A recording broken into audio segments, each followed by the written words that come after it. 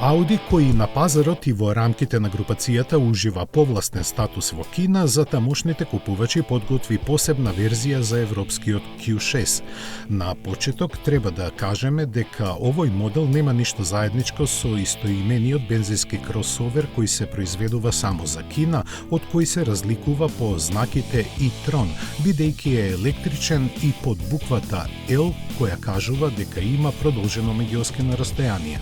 Тој според желбите на кинеските премиум купувачи е подолг за 105 мм, наменети исклучиво за патниците на задните седишта, на кои на располагање им се и нови инфозабавни технологии.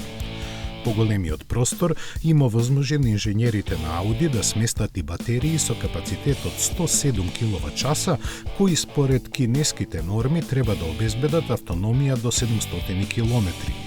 Q6L e-tron ќе се нуди во верзии со погон само на задните тркала и електромотор од 347 или како кватро модел со 470 конски сили, што е нешто послабо од европските модели.